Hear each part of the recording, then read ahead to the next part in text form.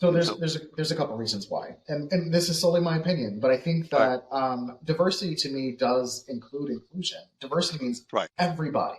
Right. It means you have a diverse opportunity to bring everyone into the fold. It's inclusion. Right. I think the reason why when people hear diversity, they initially think of women, people of color, LGBTQ. That's where I think we maybe went off the road a little bit. We run off the road a little bit there because diversity is everybody. It does not say everybody except for white men.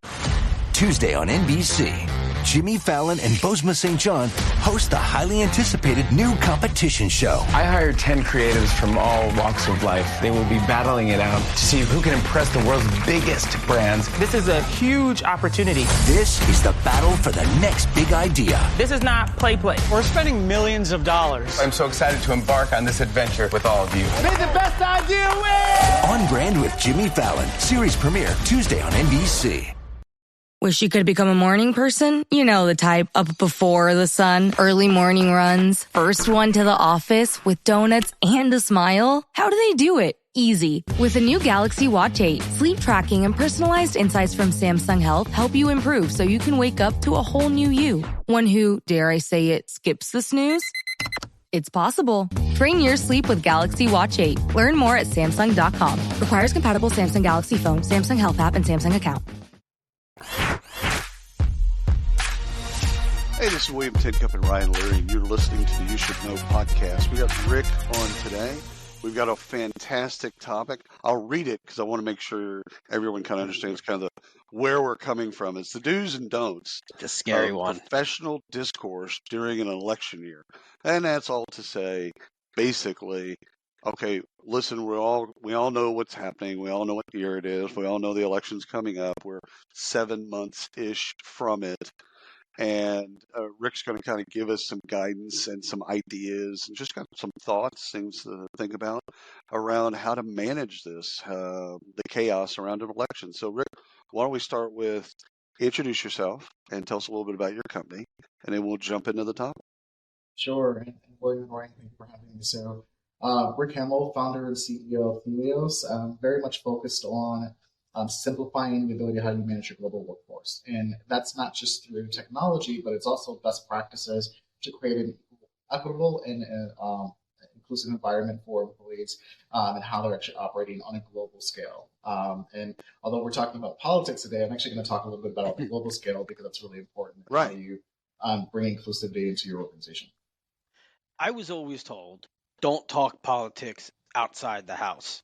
Oh, yeah. Religion, sex, politics, no-nos.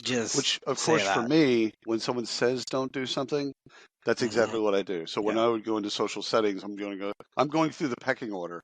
Like, I'm going to talk about religion, sex, and politics just to see where it's at. Like, all right. Well, look, what's the room temperature? I'm in my house right now, so I can talk about it. So 100%. This is going to be fun. 100%. Technically, this is the workplace, but there ain't nobody else here. So, sure. The rule changed when everyone went from work, remote work. So I will say that it's hard to do that in the setting, in the world that we live in today, because you may not speak about it or talk about it at the office or in a work setting, but most employees are connected through social media, and that social media can be personal, like a Facebook or a LinkedIn, which is more business oriented. And although there are a lot of individuals like myself who try not to be political on social media, like a LinkedIn, because that's business, there's a lot of that's out there. And it does trigger a lot of comments or posts or articles do trigger people to respond to that. And the way that LinkedIn, for example, works, if someone comments, likes, supports, their entire network will be able to see that. So it's hard to stay away from that. And so as HR professionals, the one first thing I talk about is you have to make sure that you understand that you're going to respect people's opinions and the political viewpoints, regardless if they coincide with yours or not. We are here to do our jobs. We're not here to debate U.S. politics or global politics from that aspect. But we have to walk in with a level of respect at all times. I think that's really important.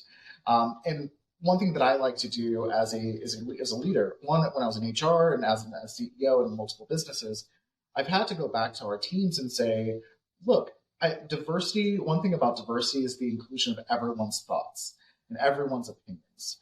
And so we have to be respectful to hear everyone's thoughts and everyone's opinions. And then if you have questions, you want to talk about it, if you want to debate it, but we do it in a very respectful way.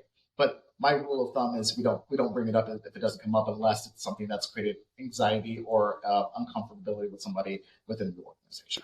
It's interesting, Rick, because nowadays, and again, everything can be politicized. Like I remember very early on in the pandemic, I posted a photo of myself actually with a mask on. I was flipping people off, but it was a mask nonetheless. So, and I got comments from people, people that either pro, like they believed in wearing masks, or con, they didn't believe in wearing masks. I'm like, it's a mask. Yeah. You wear it or don't. It's not my call. I don't really care. Yeah. You do you. I'm going to do me. But it's like, I noticed in your introduction, you said inclusion and equity. You didn't mention, at that time, you didn't mention the word diversity. And I've been closely monitoring the weaponization of the word diversity in our space. And it's crazy because I've actually told some of the DEI friends of mine, I'm like, listen, just change to inclusion, because there's no counter argument to inclusion. There's just no way that someone can say that's a bad thing, and if it gets you to the same spot. But it's even like having to have that discussion because a word is polarizing one way or another. And again, I don't for or against, not the issue. But the thing is a word like diversity 10 years ago, like that was a bit like, okay, cool. Now, when people bring it up, it's like you're either for it or you're against it. There's no gray matter. There's a number of those. You got diversity, you have abortion, you've got politics, you've got Democrat, like though there's a subset of words that I have always abstained from. Not just in my life, but because I say a lot of things, but at work or around work people outside of like a very small circle of people. But diversity and abortion. So to compare diversity and abortion, to me, and Rick, please school us because you know this stuff better than we do. I kind of feel like he wants to unload on us right now. Well, as he should, because abortion, again, you can kind of understand the argument. You might not like the argument, but you can understand the argument. Diversity, I don't understand the argument. Like and maybe in time I will. Maybe in time I will. But I mean, it's under attack, and I don't understand why. So there's a couple reasons why, and this is solely my opinion, but I think that diversity to me does include inclusion. Diversity means everybody. Right. It means you have a diverse opportunity to bring everyone into the fold. It's inclusion. Right. I think the reason why when people hear diversity, they initially think of women, people of color, LGBTQ. That's where I think we maybe went off the road a little bit. We run off the road a little bit there because diversity is everybody. It does not say everybody except for white men. That's not how it's defined. And I think we need to really bring this back in and say, when we say diversity, we mean inclusion. We mean we need to have, the world needs to look like businesses. We need to look like the world we live in today. 100%. And that's with everybody. And I think that there's from at least the conversations I've had with some of my conservative friends, is that they feel like there's a war on white men in the workplace. There was an overturn of, what was the? It was the college admissions. Thank you. Yes. And they were like, "This is great." Action. It's like affirmative action. Thank you. Yeah. And with affirmative action, they're like, "Wait, they weren't including us. They didn't have an opportunity." And it's like, "Well, you did have opportunity." The reason why affirmative action was 2,000 years. Right. The reason why you had the reason why they created affirmative action was not to say you don't get the chance. Means you already have the chance. You're most likely going to be selected anyway. Right. It's just giving other people opportunity who have the same background, but maybe not have the same academic means that you do, to be able to come here and get an opportunity to have the same level of education to be able to step up. Post the Civil War, during Jim Crow, though a lot of people of color did not have those opportunities. And a lot of people say, "Oh, that was so long ago." No, not that long ago. Yeah, to give a fact on that, my father was born in a segregated hospital. My father. Yeah. And not that long. It seems like it's long ago, but it's really our parents. Let's just, Yeah. Oh, yeah. And my dad's 20 years older than me, so it's not that it's not that different. Long. My mom and dad, now they're a little bit older than y'all's, but my mom and dad, they fought the poll tax in Texas. We had a poll tax in the 50s. I don't know about you, but I don't know very many people that are hopeful about the world of work. And I'd like to change that. My name's Marcus Mossberger, and I started the Hope at Work podcast, where you'll find two things. Number one, really interesting guests. And number two, innovative ideas about the future of work. Check it out. As early as the 50s. That 50s weren't that long ago. And they fought. I remember because they were with Kennedy and on Kennedy's election campaign in Texas, and they were advocating against the poll tax, and there were a lot of resistance in Texas, and probably a lot throughout the South. There's a lot of you had to pay a tax. I don't know if y'all know much about this. You might not, coming from the North, but you had to pay to vote. You had to pay to vote. And that was called a poll tax. And of course, it's disproportionately impacting poor people of all shapes and sizes, and also different groups of people, right? And so, that wasn't that long ago. The Civil Rights Amendment in the 60s, that wasn't that long ago. I think affirmative action, I've had this discussion with folks before. I'm like, first of all, I think affirmative action should have been for 4 generations. Put a time limit on it. And so that way it just stops the discourse around, hey, listen, we had X number of generations of slavery, whatever that is. We're going to do affirmative action for X number of generations. We're going to try to equalize and balance things out. And there's a reason, there's a methodology. And I think people would understand that. And again, I listen to conservative radio, talk radio, in Texas, and it is wheels off. It is, every time I turn it on, I'm like, I want to go listen to sports talk radio, but it's so outside of my line of thinking and line of sight that I'm like, I'm perplexed, yet somehow strangely attracted to it. It doesn't change my beliefs. It's more entertainment than anything else. Well, why would it not be? I think I watch Fox News not because I'm getting my jollies off of Fox News, but it's because I honestly want to understand. I think when we talk about diversity and inclusion, and especially in a workplace, it's my responsibility to understand everyone's viewpoint. Right. And I have I'm a grown adult, and I have the ability to say, okay, I can take this viewpoint and come somewhere that makes sense for me and my beliefs. Right. But I think it's really important to, again, have these conversations, if it's in the workplace or with friends and in a social setting, is that be very open in conversation. Right now, we've gotten very disrespectful. And I think that's where in business we have to say, look, we don't bring politics in here, but if we are going to talk about it, we're going to do it in a very respectful way. But I like that.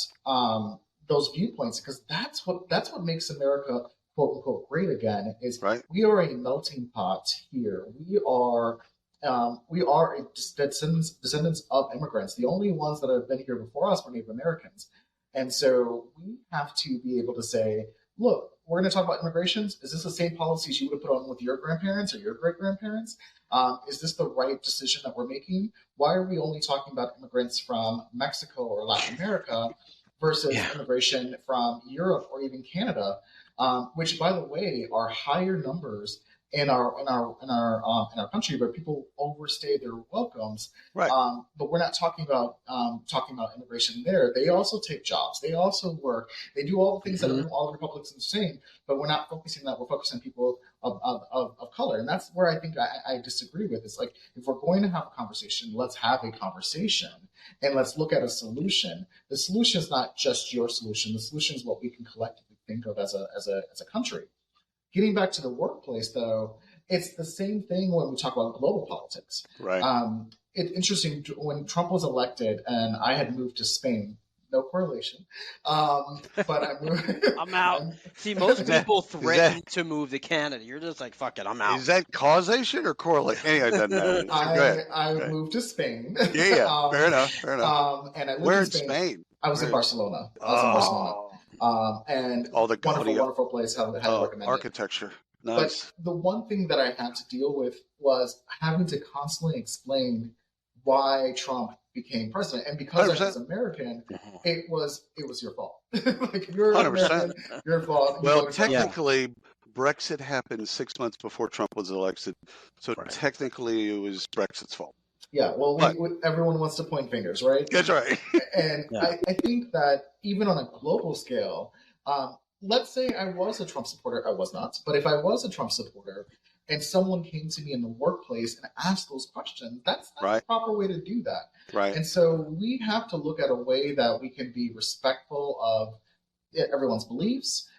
We have to be respectful of what they are doing personally, and then to have a conversation. If you want to ask questions, let's ask questions, but let's make them questions that are solution-based or fact-based. I think that's really important, fact-based, not alternative facts. And really think about how we can collectively understand that. Because, and I have to tell a lot of people in Barcelona and other countries, I was perplexed when Trump got elected. I was a Hillary supporter at that point.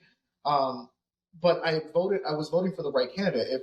If I had this debate the other day, I said, if Colin Powell was still alive and ran against Barack Obama, I would have probably had a conundrum. Because I love Barack Obama and I loved Colin Powell.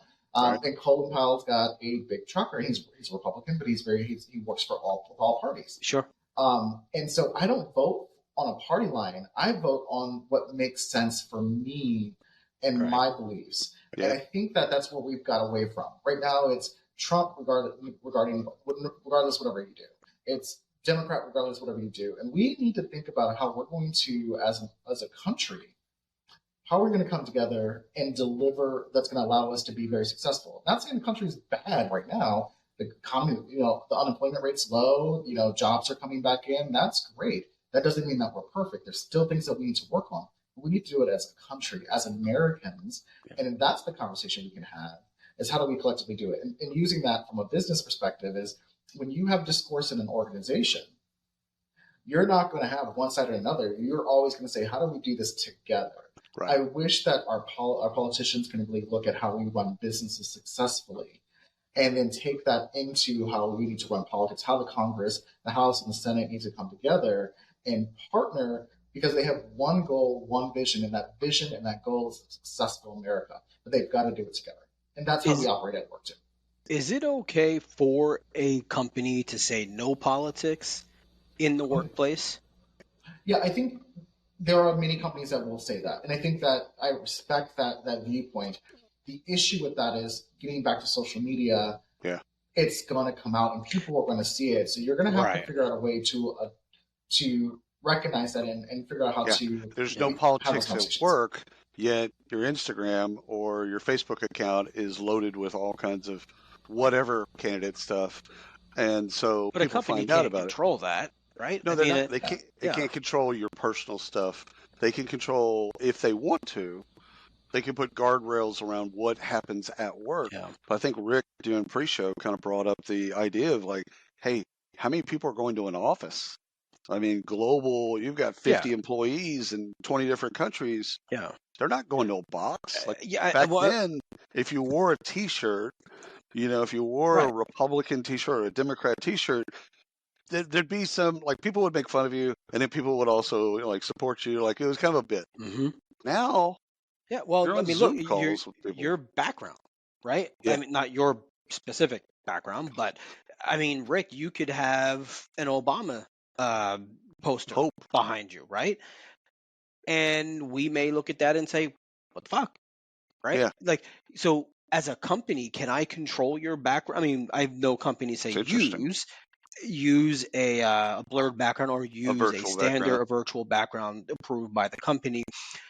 And this is where I get conflicted. if a company can tell me I cannot talk politics at work, which personally I would never do this anyway, but don't talk politics at work, don't talk sex, drugs, or rock and roll at work, just talk work. That company's probably not for me, not because I can't talk about those topics, because now they're controlling what I can and can't do, even at work. And I just don't feel comfortable with that. So I think that you're referring to freedom of free speech, and I think there's a component of that you can caveat that by saying this is the way that you're going to have those conversations is always going to need to be respectful, because you're absolutely right. You can't say don't talk about something. You could go to a lunch break. You're not getting paid at those hours. That's your free time. And still have the conversation, and that conversation is going to be brought back into the office.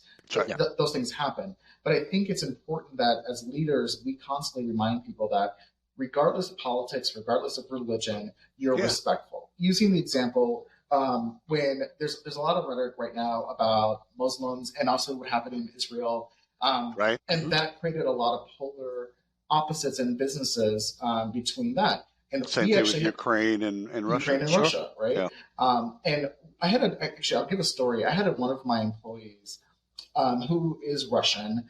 She lives in Spain, and she, I called her when everything was going on. And I called her, and she thought for a second that she was like, oh, my God, I'm going to get fired because I'm Russian. And I actually called her to say, are you okay? Is your family okay? Yeah. Because, the world was anti-Russian. She has nothing to do with it. She's not been in Russia in 15 years. But she was so scared because she was hearing that companies were just terminating people solely because they were Russian. And I told her, I said, that's not how we're going to operate here. You are an employee here. My goal here is to make sure you're okay, first and foremost. Right. And we had employees who are Ukrainian. And I reached out to them and said, how are you? How are your families? And we just did it. And it was like, I don't have anything to do with Russia. I have nothing to do with Ukraine. I have something to do as a business leader of making sure my employees feel safe and comfortable in their own skin. And that's the role of HR. That's the role of leaders within organizations, is regardless of the politics, you've got people who are supporting your business, and it could be some of your top players. She was a top player in our organization, and we wanted to make sure she was okay. That's the empathy that we need to bring to businesses. I like how you're bringing it back to the center and saying it all kind of comes down to respect. You're going to have different views on everything. We're talking about politics, but it's going to be, you're going to have different views on everything. Mm-hmm. And so, like your favorite sports football can be club, just as polarizing. 100%. There you go. Yeah. Yeah. And so you're going to have different. Ryan's an Eagles fan. I'm a Cowboys fan. Like we kid each other all the time about that. Kid. Right? Well, let's be clear. You kid. We haven't been relevant in 30 years. We're good. So, but the thing is like anything can be polarizing. Yeah. If allowed. But if you come from a place, I think what I love about what you're saying is, if you come from a place in the center that's respect, where I understand and you understand, we're not going to convince each other of each other's. You're going to still feel a certain way. I might still feel a certain way, but we've listened to each other. We've given each other some time. We don't do that. I know. What ends up happening is those politics bleed into how you actually operate as a business. Raise the rudder! Raise the sails! Raise the sails! Captain, an unidentified ship is approaching. Over. Roger. Wait, is that an enterprise sales solution? Reach sales professionals, not professional sailors. With LinkedIn ads, you can target the right people by industry, job title, and more. Start converting your B2B audience today. Spend $250 on your first campaign and get a free $250 credit for the next one. Get started today at linkedin.com/campaign. Terms and conditions apply. Hey, it's Paris. I love sparkly things, right? Like stars. Duh. And thanks to Hilton and AutoCamp, I just slept under them. Picture me, serving looks by the fire outside my luxurious Airstream, making s'mores with the kids, while a national park is our backdrop. The great outdoors meets Hilton hospitality. That's hot. Explore all the new ways to stay at Hilton.com. Hilton for the stay. And just like you're seeing from a Senate and a House perspective, you're seeing where there's just no nonsense. No one's working.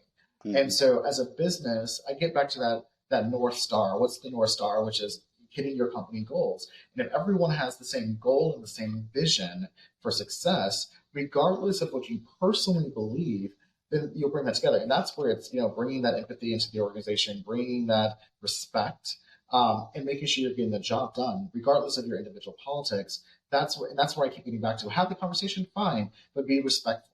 Always be respectful.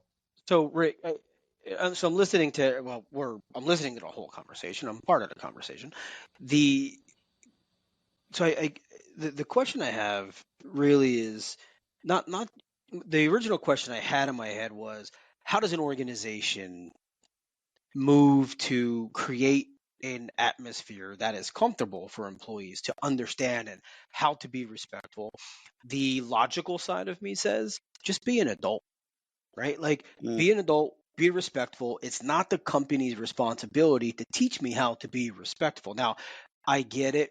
In the workplace, you've got to control that, right? So all of that aside, what is that line for the company? What's that line of demarcation for the company to say, we're not going to waste time teaching you how to be respectful. This is the company. This is how we react. We care about the business. You are the employee. And like you said, you reached out to your employee. Hey, how are you doing? How is your family doing? But you reached out on both sides, right? How does a company put that process in place or put that in place so that HR or the leaders of the company understand we're not here to control people's thoughts. We're not here to control responses and teach them to be respectful, but we are here to let them know that we have support, that we care, and in our environment, business is number one. Well, I think some of that's action and some of that's going to have to be policies and procedures that you put in the organization. So, right.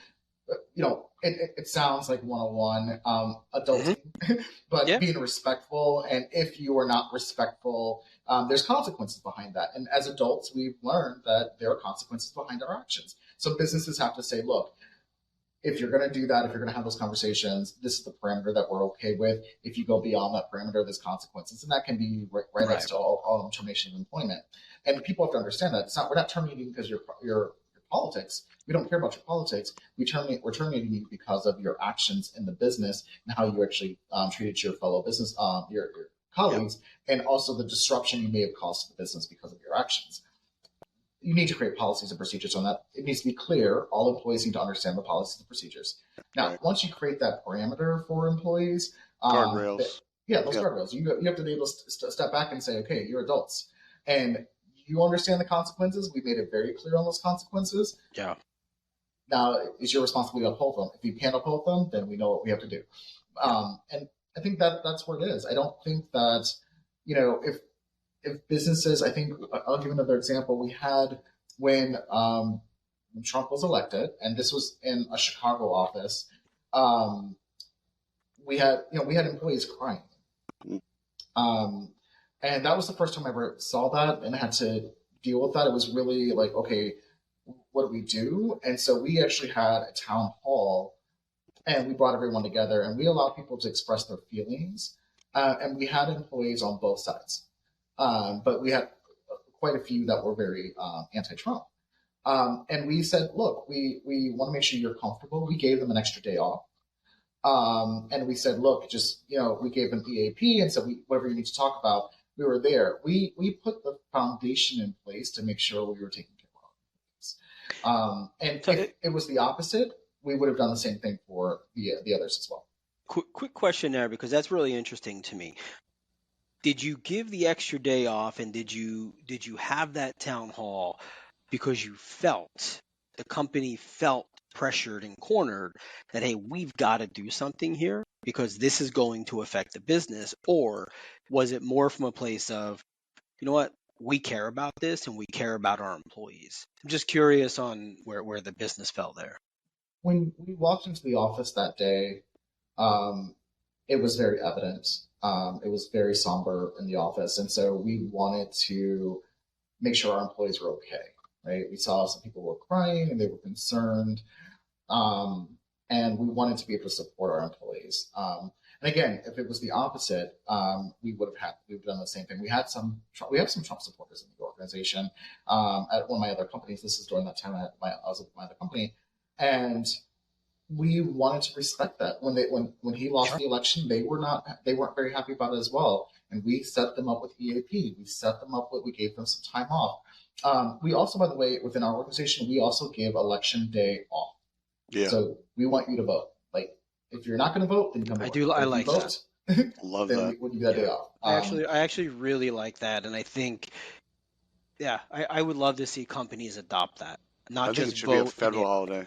It really should. Take it out of the vote at 8 o'clock or 6 o'clock. Like, no, take it out of the companies, because then you can politicize that. Just make it a federal holiday. Take one of the like Flag Day or some other shit. Just take that away, and make it a national holiday so that businesses, banks, nobody. If you don't vote, you have no excuse not to vote. So here's the thing: we didn't take it just because of the U.S. politics, right? But because we talk about equity and equitable benefits for our employees. So we have employees at that company that I own as well. Had 65 countries that we had employees in. And we looked at most of those countries allow employees, it was a holiday that they were legally required to vote. Right. And we said, well, if they get a paid day off to vote in those countries, to be equitable, we have to do the same thing for our staff. So it was an equitable benefit that we wanted to put in place for our teams. And we said, look, you're going to go vote. If you don't vote, come to work. But I think you said something that I found fascinating a second ago, Rick, where you said anti-Trump. And I think this is the way that we can kind of normalize things is you can, as an individual, you can be anti-Eagles, the Philadelphia Eagles, or anti-Trump, but you're not anti the person. Like the person themselves, you still work and love them and respect them, and they still add value and all that other stuff.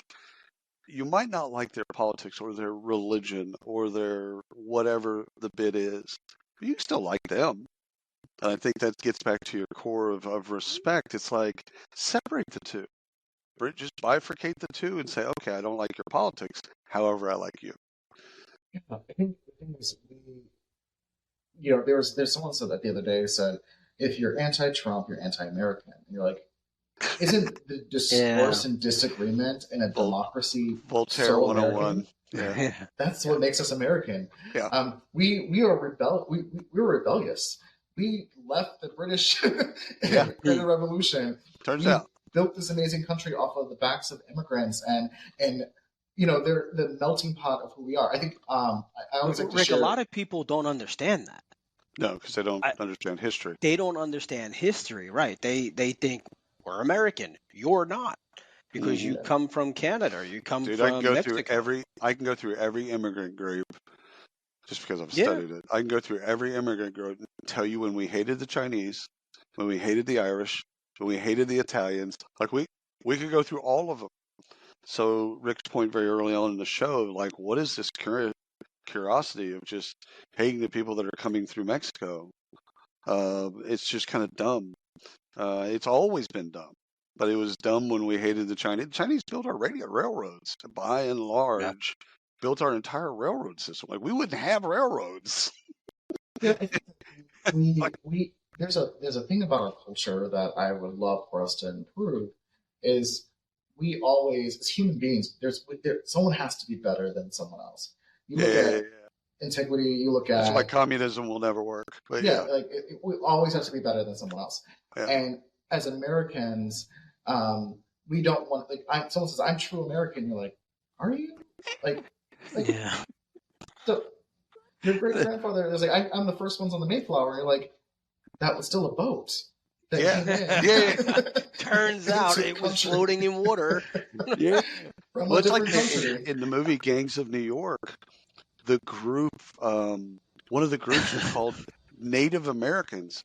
They weren't talking about Native Americans. They were talking about native-born being Americans against immigrants. And I'm like, you're fighting against people. Again, they were fighting against Irish at the time. They were fighting against people that are no different. You've just been here a couple generations longer, but you're still an immigrant.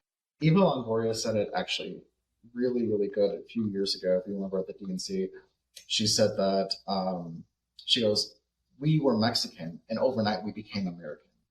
Like, we didn't cross the border crossed us. Yeah. This country is built on it evolved over so many different ways. Right. You know, Florida used to be a Spanish colony. Right. You know, if you ask Puerto Ricans, you know, they're Americans, but they were Spanish 100 years ago. I mean, so it's based on where we're at today, and who knows? You know, Canada may consolidate with the U.S. in 150 years, or the U.S. may become Canada. Who knows? I don't think Canada wants anything to do with us. But you never know, right? You never know. People didn't think that the Louisiana Purchase was going to happen, or that Spain would sell California. And how many times has the U.S. asked to buy Denmark? I mean, not to Denmark, to Greenland. And so you never know what that can be. And so we just have to just remember we're a melting pot. And the one thing that I think it's really important about, you know, diversity in the workplace, this is a little bit off topic, but what I've done before for our teams, all new employees, we used to give 23andMe kits. And we used to say, you know, the world is global, figure out where you're from. When you find out who you really are, it really does change your dynamics behind 100%. That. Yeah. And everyone that said, "Oh, I'm American," most of them are European or African. It was really interesting. It was like you were born here, but in actuality, like everyone else, your family migrated here for one reason or another, and you're here. And just remember that that's someone else's journey. Their ancestors, your ancestors maybe did it a bit earlier, but they're doing that journey today. Oh yeah. So Rick, as you say that, it reminds me of a story of a friend of mine who did the same, took the 23andMe or one of those, and it came back where he was a much higher percentage Neanderthal as opposed to others that he had knew, and it was enough that it wasn't just like 0.000, like it was in there. And he struggled with that. He struggled with that because he would always make jokes. Oh, you're a Neanderthal, or you're this. And he's like, holy crap. Like, am, like, it's like there. Like, it's significant. It's on the baseline of, like, where I'm at, not just listed under, 10 rows down. And so when you say that, so I'm curious, I have a question here around this. So you give these to the employees. Did that cause any discomfort, or did it cause any employees to feel kind of weird? He just gave them the opportunity. Right. No, yeah. And I love the gesture. I think that's actually really interesting. Yeah, it didn't cause any concern. It did create questions in some families that came up. And one particular one I thought was actually really interesting. 4 brothers you didn't know about, and 3 sisters and 10 kids. Yeah, good job. But there was one story that stood out to me, and it pulled my heartstrings a little bit. So we had an employee. She said she was Hungarian. She knew she was Hungarian. That's what her family told her. She lived in Spain, but she's from Hungary. She did the test and actually came back that she was Polish. Yeah. And Jewish. Yeah. And so that freaked her out. She's like, what are you talking about? Like, that's not what I told her. My life is a lie. So she went to her grandmother, and her grandmother said, I have to tell you something. And what she said was, we actually were Polish and we were Jewish, but because of the Holocaust, we had to flee Poland, and we were so scared to tell anyone that we were Jewish, we assimilated into Hungarian culture and just 100%. Said we were Hungarian. Yeah. That was very became the life that they lived. It was the life, and the grandmother never told anyone until she told her granddaughter, because she'd feel safe. Yeah, and then even for me, mine was, I've got a mixture of things. My dad's side of the family is Creole. My mom, I guess, is Hispanic. My mom's side, we got a lot. I'm a big I am American for my test. But what was actually the most powerful about mine, and I think this is why I was very excited about doing this. As an American, my story of being African American, that's what I identify as, is that my story was from slavery. So I was like, that's where I come from. This gave me an opportunity to tell me that my African side was not just from slaves. I did not just come from slaves. Right. That was very powerful for me. 100%. In doing that, because I realized that my American dream, what people thought of me as an American, was I'm just a descendant of a slave. And I realized that, I'm a lot of European, and I've got a lot of those things. But my African genes showed that it was not just West Africa. I was Madagascar and I was South African. Oh, wow. And that told me that there was more to my story on my African side that made it very powerful. So when I saw that, I wanted to make sure I gave that same gift to my team. But I did that because I think getting back to diversity, inclusion, and equitable environments, this is what it is. You never know where you come from. You never know who you're speaking to. I know a number of people who pass for white, but are of African American descent or Latino descent. Vice versa. Yeah. Yeah. And so you never know who you're having conversations with. And so that's why I get back to respect, because you never know. You never know. Well, you don't know, again, dealing with politics, but also dealing with anything else that could be divisive. It's starting with respect and starting with the understanding of, hey, I don't know everything about you. We might not we are going to disagree. There's no two people that have the exact same alignment around everything. We're going to disagree on something. So whatever we disagree on, okay, we disagree on. So what? We move on. If you don't disagree, someone's lying. 100%. 100%. Do you think, last question for me, do you think ERGs, do you think there's a play for them there to where they can either help with discourse or help with the guardrails? Is there anything that ERGs can do to help? Every minute your finance team spends wrestling with data is a minute lost. Insight Software's AI-powered insights instantly move you from complexity to clarity. Automated analysis, real-time reporting, strategic recommendations, all at your fingertips. Transform how your finance team works and watch your business grow. Stop wasting time. Start making smarter decisions. Learn more at insightsoftware.com/AI.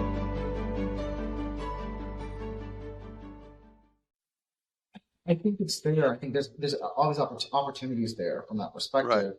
Right. The business, the people have to be open to it. Right. There's opportunity for change. There's opportunity for training. There's opportunity for understanding. But if you're not open to it, it's never going to work. Right.